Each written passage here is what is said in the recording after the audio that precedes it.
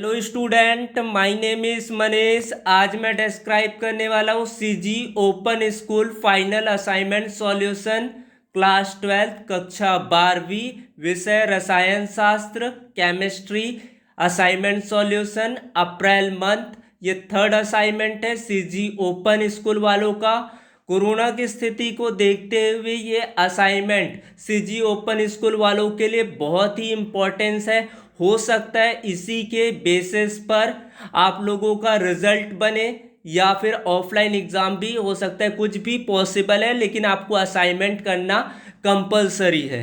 तो ये final assignment है। आज मैं बताने वाला हूँ केमिस्ट्री यानी कि रसायन शास्त्र का अप्रैल असाइनमेंट। पहला प्रश्न है, आप निम्नलिखित को कैसे प्राप्त करोगे या कैसे बनाओगे। सबसे पहला दिया स्टूडेंट, एथीन से एथेन का निर्माण कैसे होगा। तो एथीन होता है CH2 डबल बॉन्ड CH2, इसको हाइड्रोजन और उत्प्रेरक की उपस्थिति होगी निकिल, और 573 केल्विन पर गर्म करते हैं तो हमें एथेन का निर्माण होता है CH3 सिंगल बॉन्ड CH3। और एथेनॉल से एथीन का निर्माण कैसे होता है। एथेनॉल की क्रिया कराते हैं सांद्र H2SO4, कंसंट्रेशन H2SO4 को 433 केल्विन पर जब हीट किया जाता है तो क्या निर्माण होता है, एथीन का निर्माण होता है।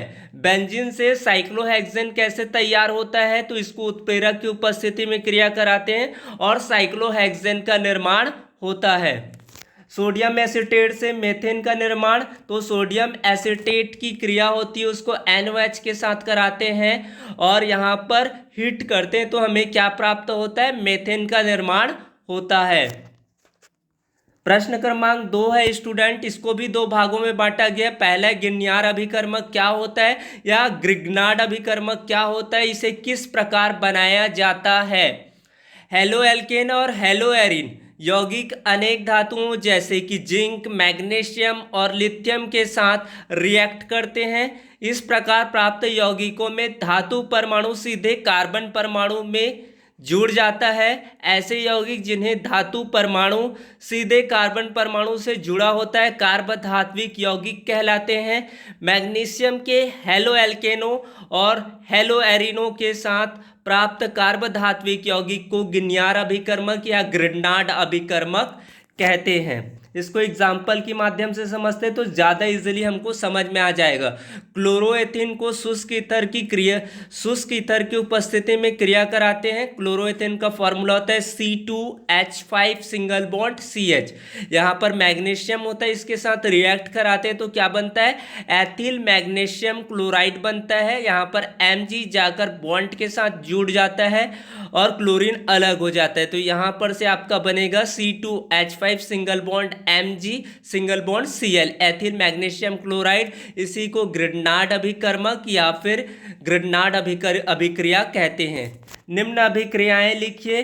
कार्बिलेमिन अभिक्रिया, तो एथिलेमिन को NOH के साथ क्रिया कराते हैं तो क्या बनता है, एथिल आइसोसाइनाइड का निर्माण होता है, एथिल आइसोसाइनाइड प्राप्त होता है। आपका एथिलेमिन होता है C2H5NH2, इसको क्लोरोफॉर्म की उपस्थिति और NOH के साथ क्रिया करा दो तो क्या प्राप्त होता है, एथिल आइसोसाइनाइड प्राप्त होता है। डाइएजोटीकरण क्या होता है स्टूडेंट, डाइएजोटीकरण में एनिलीन की क्रिया होती है, रिएक्शन को कराते हैं NaNO2 प्लस तनु यानी कि डाइल्यूट HCl को 273 से 278 केल्विन का आपका टेम्परेचर होता है और इस टेम्परेचर से रिएक्ट होकर आपका बनता है बेंजीन डाइएजोनियम क्लोराइड का निर्माण होता है। इसी को आपको डाइएजोटीकरण अभिक्रिया या डाइएजोटीकरण कहा जाता है। नेक्स्ट क्वेश्चन है स्टूडेंट, पॉलीस्टायरीन का आपका एक अलग नाम होता है फेनिलेथिलीन या फिर इसी को पॉलीस्टायरीन भी कहा जाता है। इसका फॉर्मूला होता है CH single bond CH single bond आपका CH के साथ अटैच होता है C6H5 फेनिलेथिलीन, तो इसका एक अलग नाम होता है फेनिलेथिलीन होता है। टेफ्लॉन, टेफ्लॉन का एक अलग नाम होता है टेट्राफ्लोरोएथिलीन होता है। टेफ्लॉन यानी कि टेफ्लॉन टेट्राफ्लोरोएथिलीन, इसका फॉर्मूला होता है single bond CF2 single bond CF2 N times होता है आपका। पीवीसी यानी कि पॉलीविनाइल क्लोराइड, इसका एक अलग नाम होता है आपका विनाइल क्लोराइड। विनाइल क्लोराइड का आपका फॉर्मूला यहाँ पर स्क्रीन पर दिख रहा होगा, single bond CH2, single bond CH2 और CH के साथ आपका अटैच होता है क्लोरीन, और ये भी आपका एन टाइम्स रहेगा।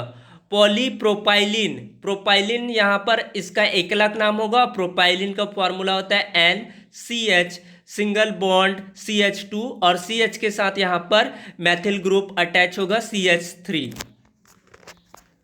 अगला क्वेश्चन है बच्चों स्टूडेंट, ओजोन छिद्र क्या होता है, ओजोन की कमी का प्रभाव लिखिए। तो ओजोन आपका क्या होता है, स्ट्रेटोस्फीयर में ओजोन का अपक्षय मुख्यतः क्लोरोफ्लोरोकार्बन की उपस्थिति के कारण होता है।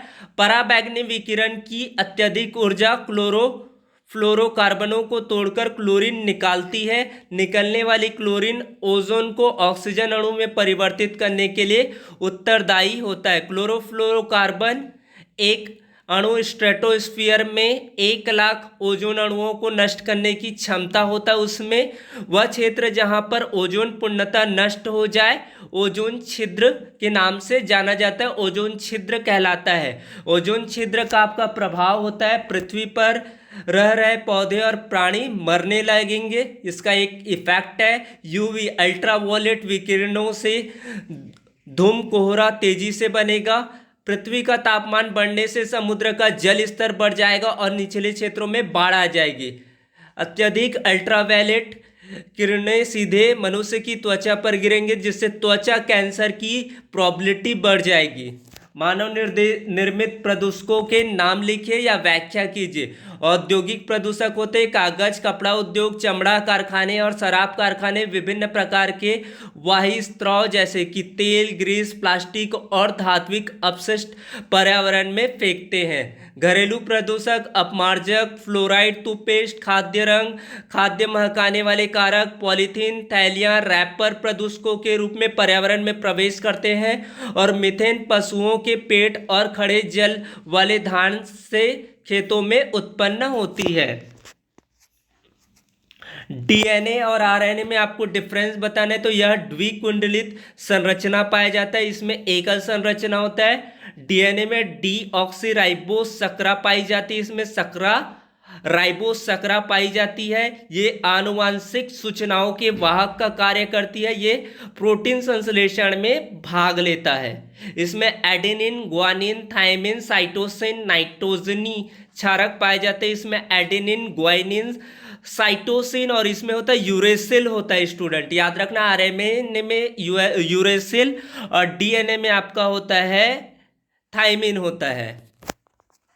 नेक्स्ट क्वेश्चन है स्टूडेंट, थर्मोप्लास्टिक और थर्मोसेटिंग में अंतर। ये रेखी बहुलक होता है, क्रॉस लिंक्ड बहुलक होता है। पिघला हुआ बहुलक इच्छित आकृति में ढाला जा सकता है, दोबारा कर्म करने पर पुनः ढल सकता है। और थर्मोसेटिंग क्या होता है, अक्सर ढलने के समय क्रॉस बंध विकसित होते हैं, इसलिए अनुत्क्रमणी ढंग से कठोर होता है। आपका दुर्बल वॉन्डरवॉल्स आंतरिक बड़ होता है। आपका रासायनिक क्रॉस बंधन के कारण असंलग्नी पदार्थ गर्म करने पर पिघलते नहीं हैं। तो इस तरह मैंने केमिस्ट्री के ऑल क्वेश्चन को अटेम्प्ट कर दिया। क्या इस स्टूडेंट इसके इंग्लिश मीडियम भी वांट है, उसको चाहते हैं कि इसका इंग्लिश मीडियम भी अवेलेबल हो जाए? तो thanks for watching video, please subscribe here और बहुत ज़्यादा लोगों तक शेयर कीजिए। शेयर की कमी मुझे नज़र आ रही है, आप लोग बहुत अगर कोऑपरेट करोगे तो मैं भी असाइनमेंट पर आपका फोकस कर पाऊंगा। तो thanks for watching video, please subscribe here.